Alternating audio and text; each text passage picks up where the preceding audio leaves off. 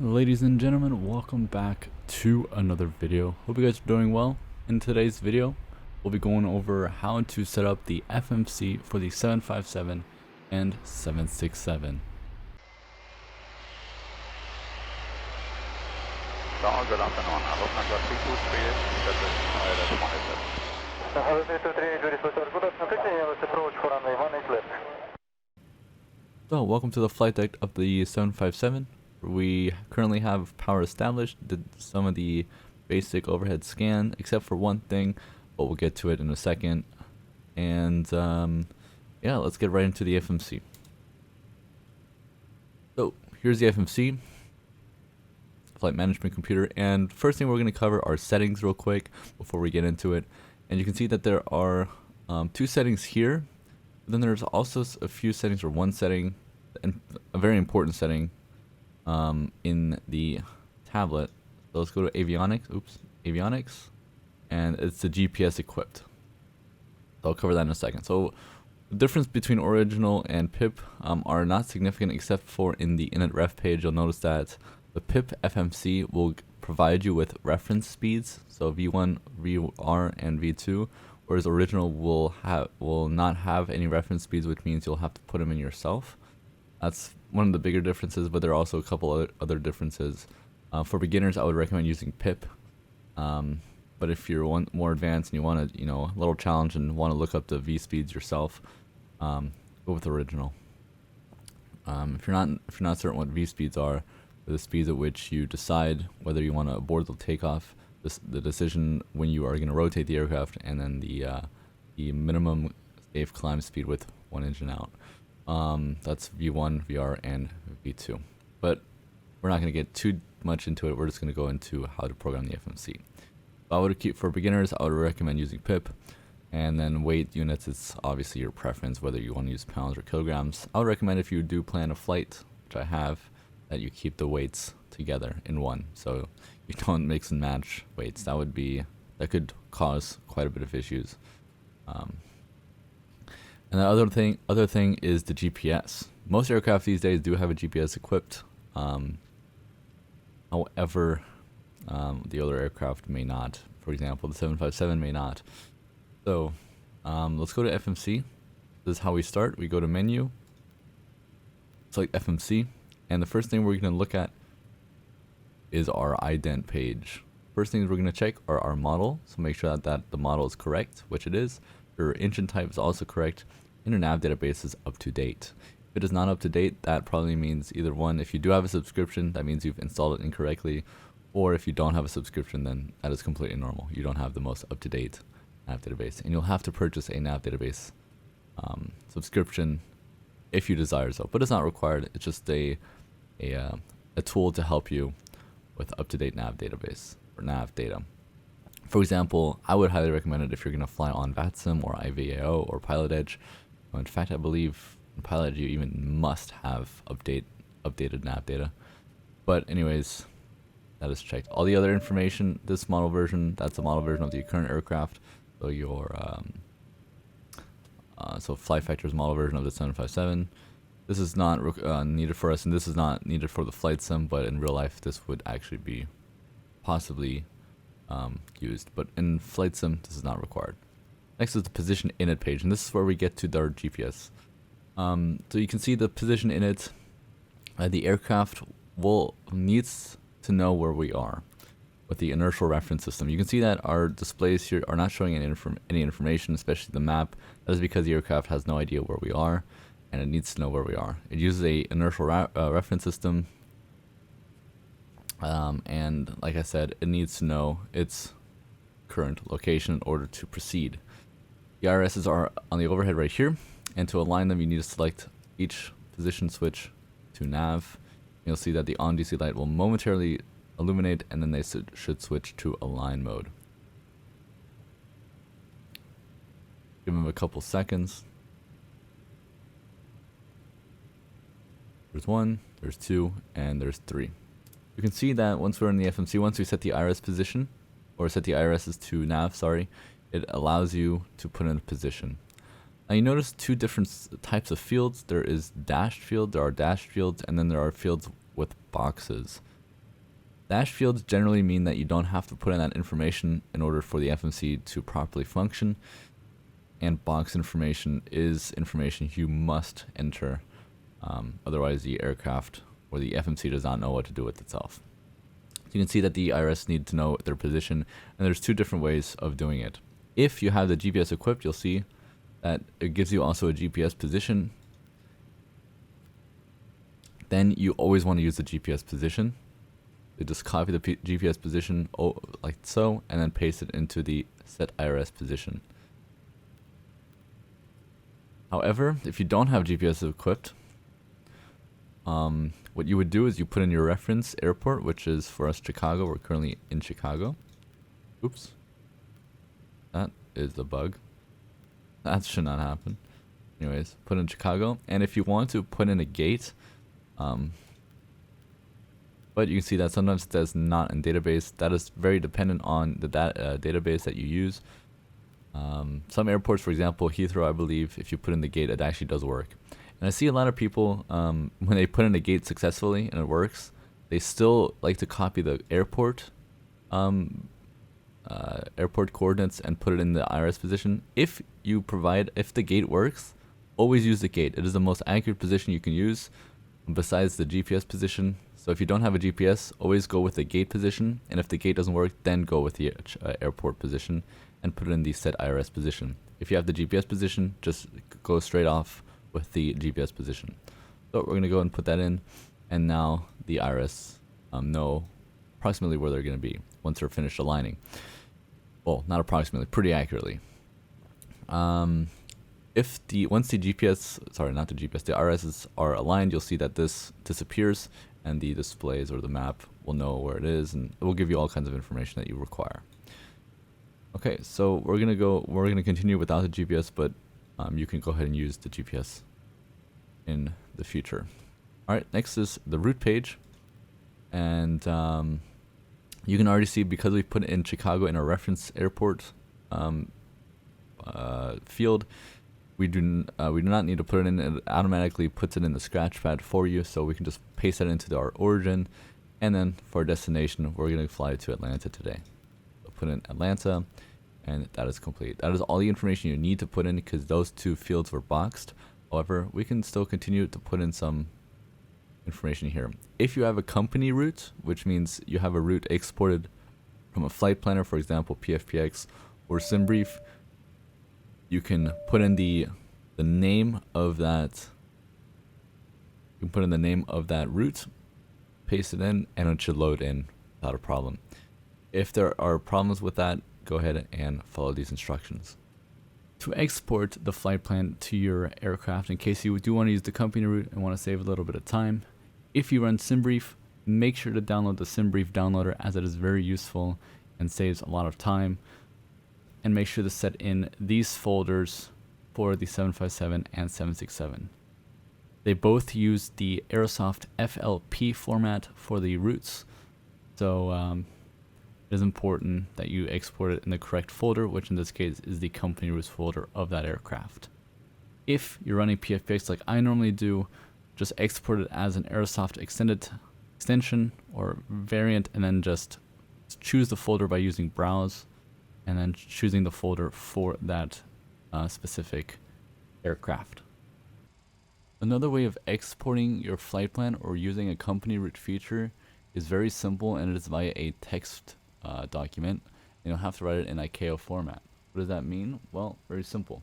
Go to your co-routes folder of 767 or 757, create a text file, and you can name it really anything you want. Of course, it'd be smart to choose or to write in your origin, your destination, and then the number after it. But just for fun, we're going to go ahead and call it Fun1, just to prove that you can call it anything you want. Open it up, and then from your flight plan, for example here, our flight from Hamburg to Mallorca, you can just copy and paste your route, like so. There we go. I'm going to go ahead and clean it up. Not sure if it's required, but I like to do it anyways. And the last thing you need to do is to make sure you put in your origin and your destination. Save it. You can then close it, and you should now be able to open the company route just by pressing in or just by typing in the name of that route or that text file that you created. And there you go, the route has loaded. Alright, so what if you want to combine all of the routes just in one folder and use a common folder, so to speak, for both 75 and 767? Well, that is very simple. You'll have to create this folder yourself, at least I had to. So go to your X-Plane folder, go to custom data, create a new folder, and name it STSFF, which means for Step to Sky FlightFactor. Open that up, make a new folder again, name it co-routes. And then in this folder, you can then save FLP or text format files of your route in here, and the 757 and 767 will be able to read from this folder. So then you can open up your SimBrief, export it, for example, and then export just one route to this folder, and you should be able to use that route for both aircraft.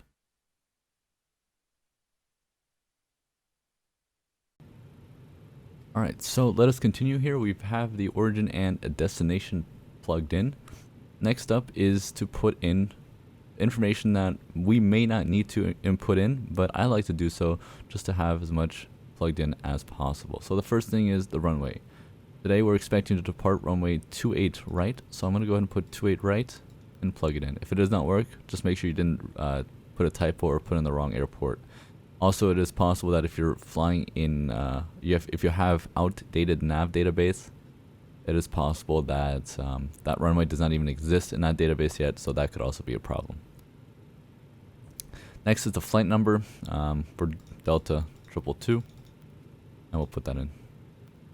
Okay, next up is our route planning. So we're currently on the route page, and if we go to next page, you can see this is where you can, this is where you plug in your route that you've planned with. And however, every route also has a departure, which is a SID, a SID, and a star, which is the arrival. And we're going to program that in first. So we're going to put in the SID first, then we're going to program the route en route, and then we're going to program the star. So let's go to departures and arrivals to do so. Departures, and you can see we have a choice of runways and SIDs. Unfortunately, although I've done this on purpose, Chicago does not have a SID. So it says none. If it does not have a SID, obviously you're not going to choose anyone, and that means you're probably going to vector yourself, or ATC is going to vector you. Vectoring means that they'll give you a heading and altitude until you are at your first waypoint, at your initial waypoint of your route. So we're just going to, the only thing we need to do is, even though we put in runway 28 right in the route page, we have to confirm runway 28 right one more time, because currently you can see that it is not confirmed. And you notice this because all the other runways are still available to choose from. So once you click your runway, you can see that one of one page switches to 1 of 1 pages, and I cannot choose any more runways. So you still have to confirm runway 28 right. That is why putting in 28 right here, okay, I deleted it, shouldn't have deleted it, but even if you put 28 right here, it should not, it's a redundant thing. It's just something to have everything filled out. So we put in the SID, so now we're going to put in the route. So we're going to go to route, which we already are, next page, and this is where we're going to put in the route. If we look at our flight plan here, you can see that our route consists of direct to Oscar Bravo Kilo, then an airway Juliet 73, which leads to another waypoint, which is Bravo November Alpha, and then our star is Romeo Mike Golf 6, and because the last waypoint of your en route is always this pretty much always a transition of your star, we know that the transition of RMG 6 is Bravo November Alpha. Hope that made sense for you, because we're now gonna program that in. So our route is Oscar Bravo Kilo, so let's put Oscar Bravo Kilo in our directs, and then airways you always put in the left, because the airways is always a via, and your 2 is always a waypoint you're flying to. So our airway after Oscar Bravo Kilo is Juliet 73. Plug that in on the left, and then the waypoint that we're going to via this airway was Bravo November Alpha. Put that in, and our route is pretty much done. Now we need to put in the arrival, so we'll go back to departures and arrivals, and we're going to choose our Atlanta arrival. Obviously we don't want to land in Chicago, we want to land in Atlanta, so we're going to choose that. And we're going to look at this, look for the star, which is the RMG6. And here you can see already our transition is Bravo November Alpha, which was our last waypoint of our en route. We're going to put that in, and now that is properly programmed. In the US, it is uncommon for you to put in the runway in with the star, because runways can always change, and a lot of the US airports have quite a bit of runways to choose from, so it could always change. However, in Europe, it is fairly common to put in everything at once. Just put in the runway as well. But for the sake, I'm going to put in the runway anyways. So we planned with ILS 28, so I'm going to put ILS 28. Then also the runways also have transitions. These transitions here, which are in Airbus are called vias, are basically the point at which the star ends and the point at which your route to your runway begins. So you want to choose the correct transition. For my case, I don't have a transition running from the end of the star to the runway, so I'm going to keep this blank. If you don't have a transition, then leave it blank. The way you can figure out, or two ways you can easily figure out your transition, is one, by looking at charts. That is the most common way to use it, or the most realistic way of using it. Or you can take a look at your route. We'll go ahead and do that here. Go to your to all your waypoints and just check for the RMG6 and your last waypoint, minus the airfield, of course. My last waypoint for RMG6 is Atlanta, and Atlanta does not exist as a transition, so I know that my transition that I would normally have to have does not exist, which means I'm going to keep it blank. And that's how you can determine your transition, or at least your transition on the runway side. This is obviously the transition for your star. Alright, so I'm going to give you guys another example, a little bit more of a complex route, though not that much different, just to give you a little bit more of an idea of what you can expect. So we're currently here sat in San Francisco, and this is our route. It is a bit longer, has a few different things, and of course, as before, I will write the route next to it so you know exactly what it looks like when we're programming the FMC. So we're in San Francisco, very simple, putting San Francisco as our origin, and we're going to LA, so putting that in our destination. I'm going to go ahead and put our flight number, American 222, and runway, I'm going to go ahead and write 28 left. There we go. Go to departure. Select my departure. Like I've said, I always like to select it, or I would recommend to always do the departure first, then program your route, and then put in the arrival. Do it in sequence, because if you put in the route first and then your departure and arrival, it is possible that you'll need to fix a few things. So our always choose a departure runway first. So 28 left, we're going to confirm, and then we're going to choose the SID, which in this case is the Wesla 4. Our transition, as you guys can see, is Porte, so we're going to put in Porte. Now you see, this is a perfect example, you see that Porte does not exist in the transitions list here. That means that because Wesla, the last waypoint of Wesla itself without a transition is Porte, that means that we're not going to program a transition, and we're just going to keep it at Porte. The way you know this is either by looking at a SID chart, so a SID chart, or you go to legs page. There we go. And you can see that the last waypoint from Wesla is Porte. So that also confirms it. So go back to departure, and yeah, we already actually programmed the departure. That was simple. Now we go to route 2 page, and we'll continue programming our route. So after Porte, you can see the airway 257 is next. So we'll put Tango 257, and airways, like I said, always go to the left. Then after that that airway goes to waypoint CAT, so put that on the right. Next after CAT is Tango 259er. That's our next airway. And that goes to Sierra November Sierra. Now the next thing, you probably will think that DCT is a waypoint, but that is not a waypoint. That just means direct. So that means from SNS, we're directing ourselves to Avenue. So Alpha Victor Echo, and we'll put that on the right. You can see it is a direct. And after Avenue, we go to Echo Hotel Foxtrot. Put that in. And at the end of the route. Now we're going to put in the arrival, which is the Kimo 3. We're going to go to arrival, put in Kimo 3, and the transition is our last waypoint of our route, which was Echo Hotel Foxtrot, as you can see. So we're going to activate that. Next, but for demonstration purposes, I'm going to put in the runway now too. We're expecting 24 right ILS. We'll put that in, and now we have a few transitions. Actually, no, I did not want to do the ILS. I wanted to do the RNAV because I wanted to show you something. We're going to do the RNAV 24 right Zulu. Let me just double check this with my charts before I lie to you guys. That is correct. So 25 right Zulu, RNAV.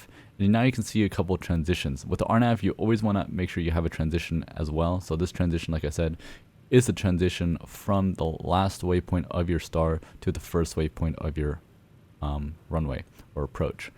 That is what that transition is. Again, in Airbus, it's called VM. And when looking at charts, like I said, there's two different ways that you can determine what the transition is. One is to look at your flight plan that you've made, and the second is looking at charts. So we're going to look at the charts, and here is runway RNAV Zulu, runway 24 right. You can see the transitions that exist are it's like decor, there's trendo, and there's darts. Oh, and there's danger. Those are the transitions that seem to exist on the chart. Since we're coming from the north, I expect it to either be danger or darts. So it's probably going to be darts.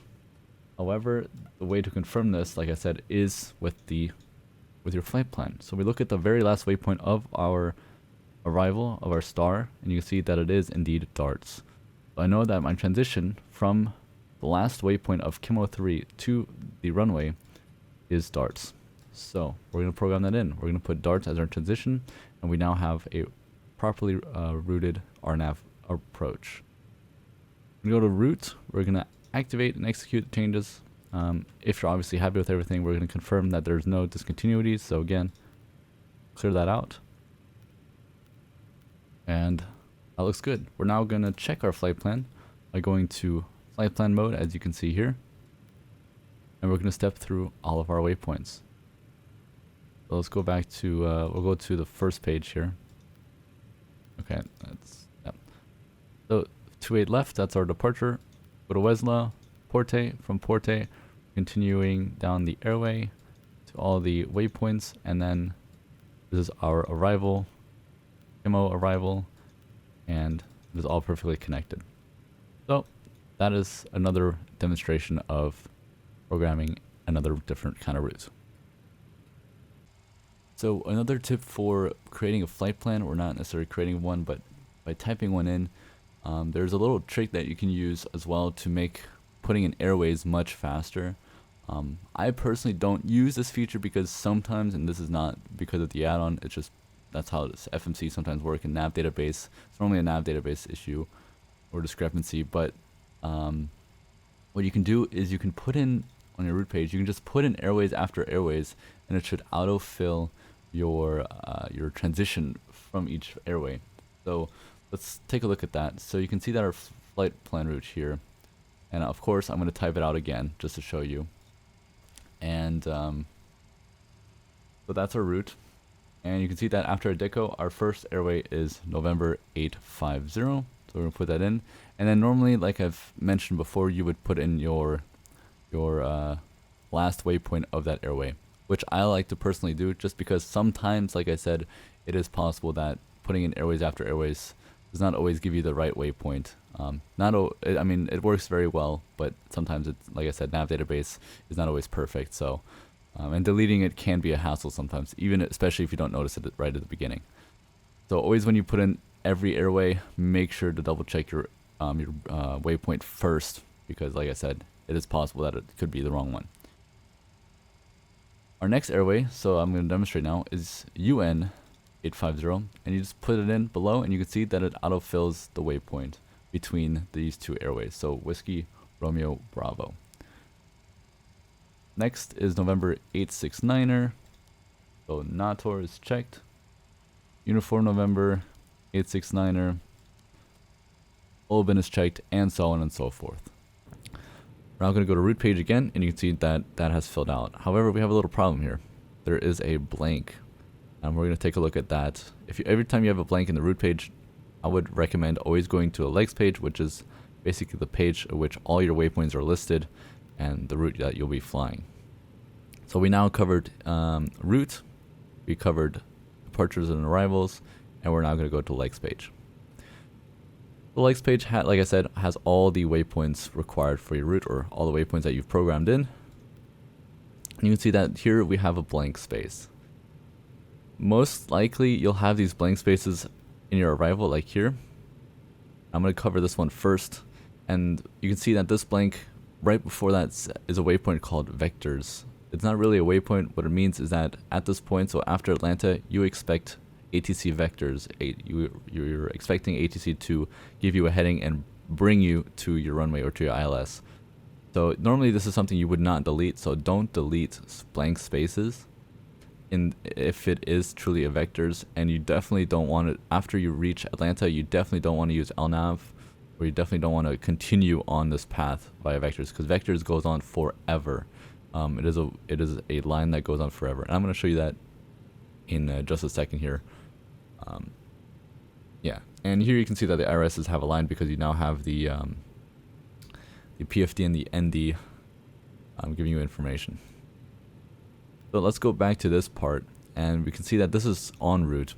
If we take a look at our route again, you can see here that we have indeed Papa X-Ray Victor, which is Pocket City, and Nashville are actually combined together in the route. There's no discontinuity here, so that's how we are going to do it as well. That means that this should not even be there, and the way to fix this is just to copy Bravo November Alpha, so Nashville, and paste it into that field.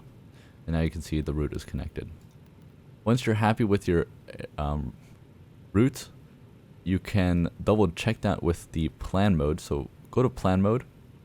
You'll now see that we're going to go to the first page. You can now see that this map control switches to step. And we're going to go ahead and go to 10 miles. What you can now do is go to your ND. So you can pop these both open. And you can now step through every waypoint that you have. So Oscar Bravo Kilo is our first waypoint, then Guido, Tillman, Pocket City, Nashville, Drac, Noito, RMG, Erlin, Dallas, and Atlanta. And that is basically our last waypoint, because our runway is actually in this direction. So that means you can see this blue dashed line just slightly. I know it's hard to see, but it is there. That is where we would expect to be vectored. So you would expect to fly around this way and then turn around to the runway. And you can now see, if we look at vectors, you can see that this line goes on forever. If I were to increase the range, you can see that even at 320 nautical miles, you can see that the airport is still not in sight. Like I said, you should never follow this line. So let's go ahead and do that again. We're going to go to Atlanta, and you can see that after Atlanta, which is around here, I know it's hard to see, but it's around there, the line goes on forever. So at that point, you do not want to continue flying this vector line. Not a good idea. Another tip, if you want to type the information in with your keyboard, you can just simply, or you can just hover your mouse. You can see that this K shows up. You can just hover your mouse in this display here, and you can use your keyboard to type things, as you can see, and delete as well. So just make sure that K illuminates, and then you can see that it works. If you want to keep the K, illuminated, because I don't know, you use your mouse a lot, you can just simply click once in the screen, and then you can see that the K stays or remains, and then click it again to remove it. Alright, we've now covered the FMS, or not the FMS, the legs page. So that's what you can do with the legs page. And once you're happy with the legs page and you're happy with your routing yourself, you can, or with the routing itself, sorry, you can activate this route. In fact, you must activate the route, otherwise the aircraft does not know what you want to do. So activate, and you can see that every time you activate, you also have to execute the changes. You'll see this execute light illuminate.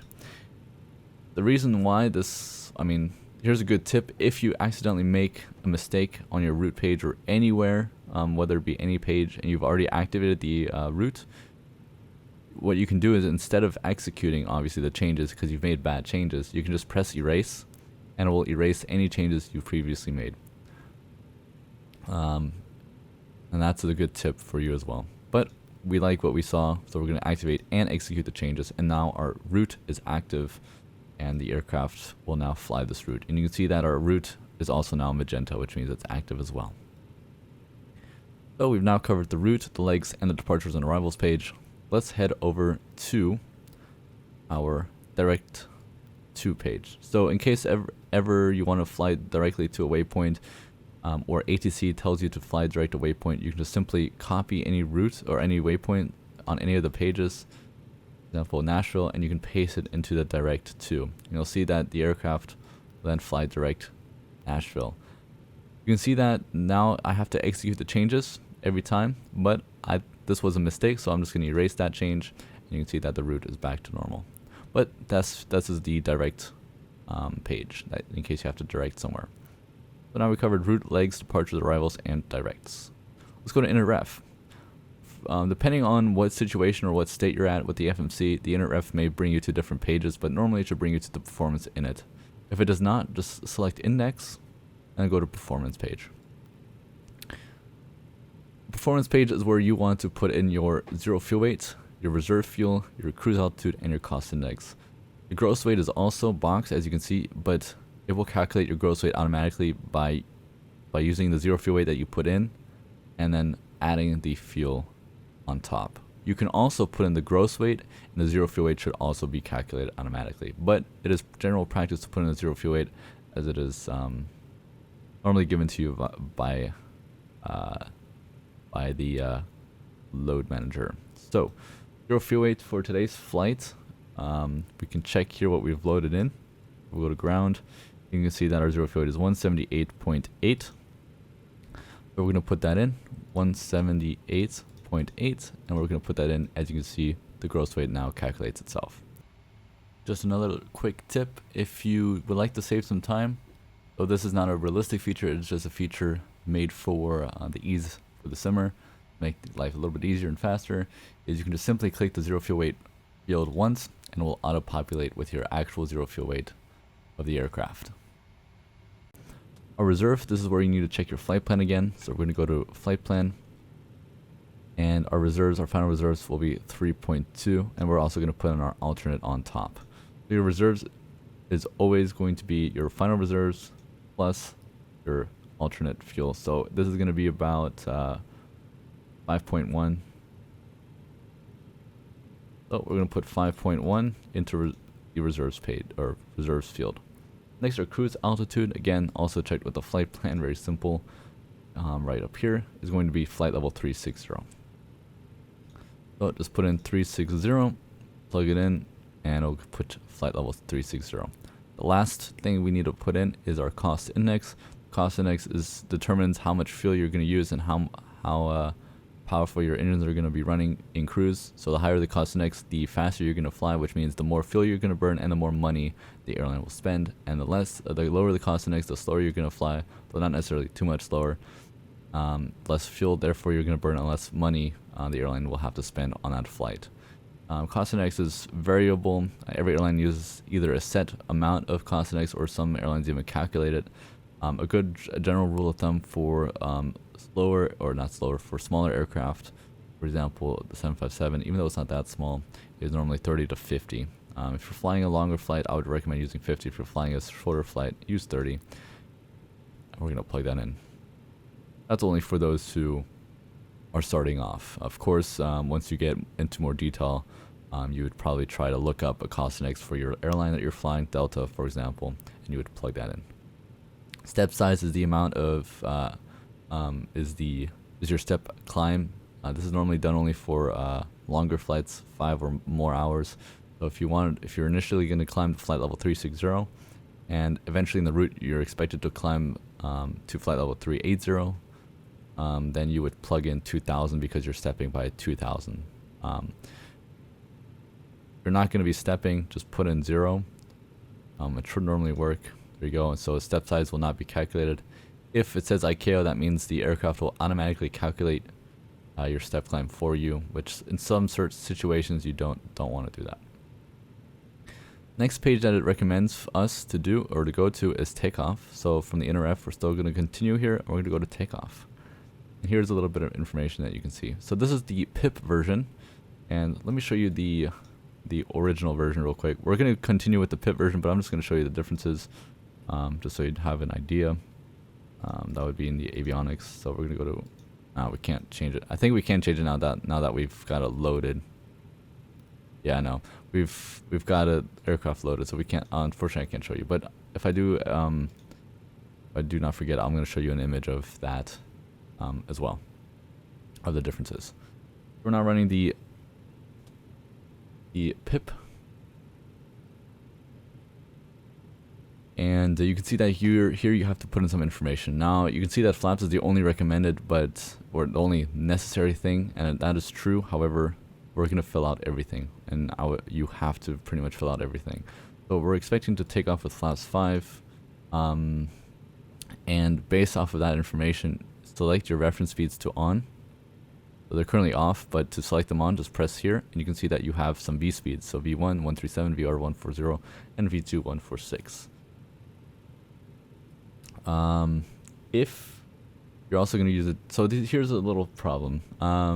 You're going to have to find a takeoff calculator to calculate these speeds properly if you want to. Obviously, you can use the default ones as well. That's not a problem at all. But if you want to calculate more accurate ones, you'd have to find a calculator for that, as well as your takeoff thrust. If you have no idea how to run with this, I would just recommend always using takeoff 1. So clicking 1, you can see it switches to takeoff 1, and just leaving it blank, and then choosing the V speeds by just clicking on the fields next to them. And you can see that they're now populated. But if you do have a calculator, which I do, obviously put in the correct values. So just ignore me for now. I'm just going to put in the values for myself. I will be doing a takeoff 1 derate with an assumed temperature of 55, and that should be plugged in up there. Our V speeds for me are 143, 145, and 147. Next thing, you can just click the CG once. In a real plane, obviously this does not work, but it will give you a trim that you can then use to trim out your aircraft before engine start for the takeoff. So trim 4.0 units, and you would trim your aircraft to that right before pushing back. On the next page is also some information that you can put in. Acceleration altitude. If you know anything about noise abatement departure procedures, this is where you put your acceleration altitude. But if you don't, just leave it as it is. It's perfectly fine the way it is. So there's only one more page in the approach, there's only one more page in the init ref page, and that is the approach page. This will show up automatically if you press init ref once you're in the cruise or once you're airborne, and it will give you some information regarding your flaps, landing flaps. Generally speaking, you would always land with flaps 30 in the 757, but it is also possible to land with flaps 25 depending on the situation, but we're not going to get into it. And the way you would plug that in is you would have to plug it in by just copying it once. Normally in the real plane you would copy it, it would go in the scratch pad, and you would then paste it into your flap speed field, but in this simulation it will automatically populate it for you. So just click whatever flaps you want to use, and it will populate the speed for you. So that's for the approach, but that again, you only work with this once you're close to approach or you're about to descend. But just to show that this also exists. The rest of these are not important to us just yet. So we've now covered init ref, direct, legs, departures and arrivals, and route. Next up, we're going to go to climb. And climb normally does not only works, at least certain things only work once you have your init ref completely filled out. That is why we've done it only at this point. And here you can get some more information. So transition altitude is very important. This is something you would check in the charts or check in ATIS. And you would have to plug that in correctly. Fortunately for us, in the US, the transition altitude is 18,000 feet, so we can keep it as is. You would also put any speed restrictions or that you would have. You can keep it at standard. Normally it's actually 250 at 10,000, but they still haven't fixed that problem yet.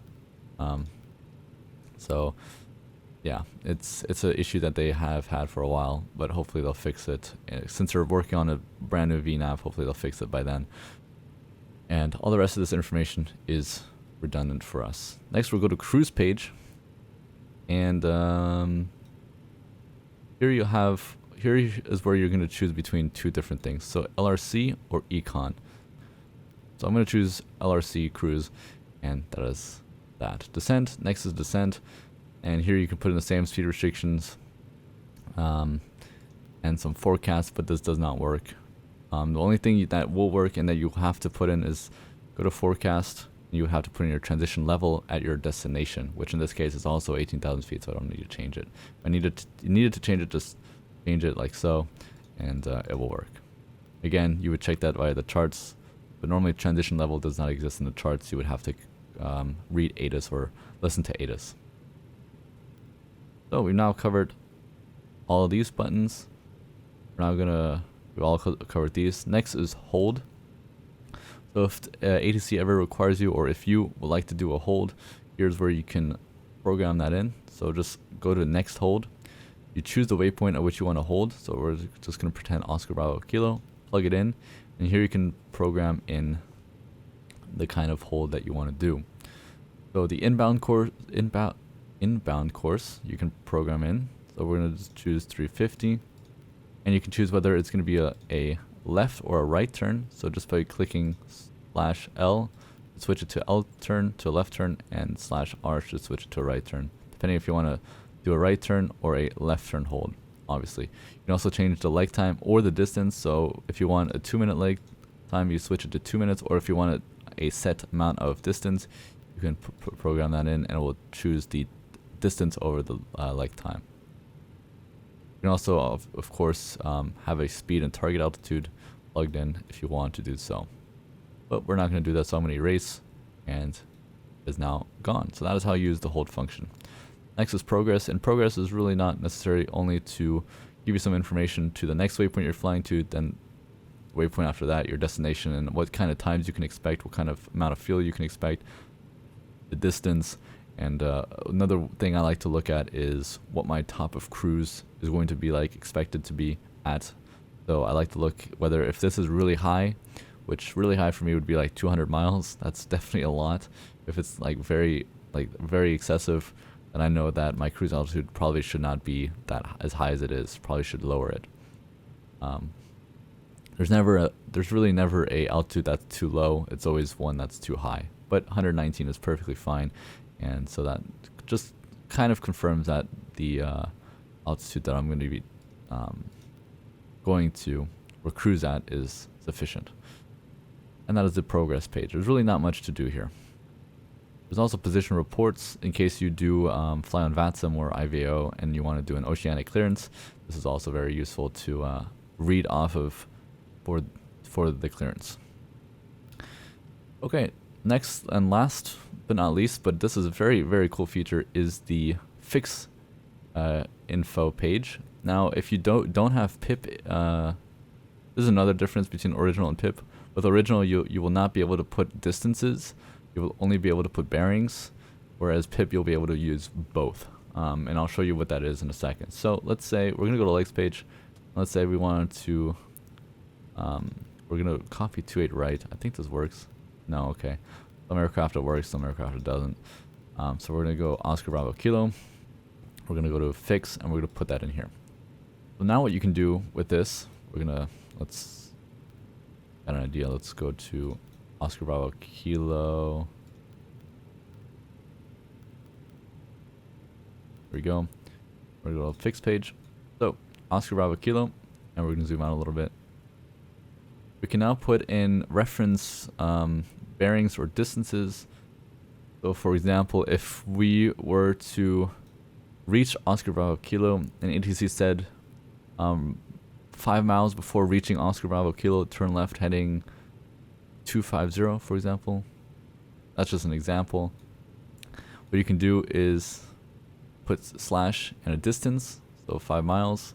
You can see that there will be a green ring drawn around Oscar Bravo Kilo. It does not do anything to your flight plan. It is only a visual thing for you, for the pilot, to help you. So once we reach this circle here, we know, okay, we're going to turn left, which is a lot, turn left to 250. Then the same thing can happen with the bearing. So if you put in a bearing of 150, you can see that it creates a line. So this is, you can be,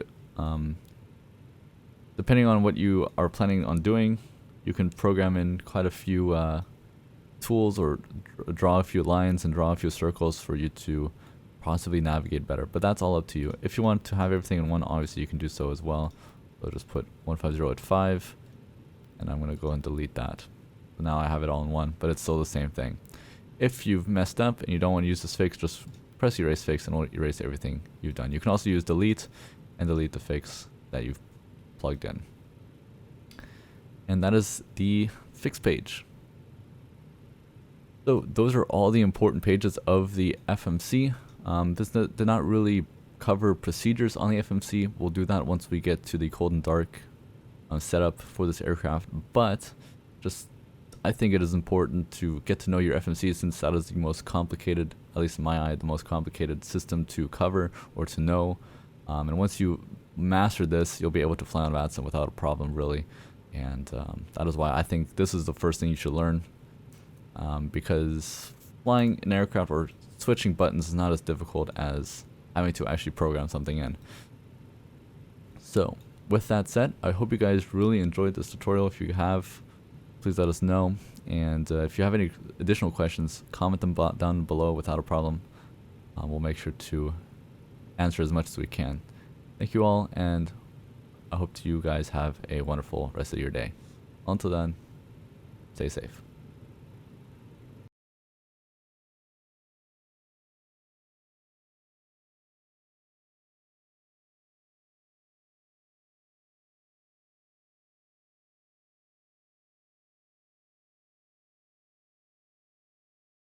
Or your wow.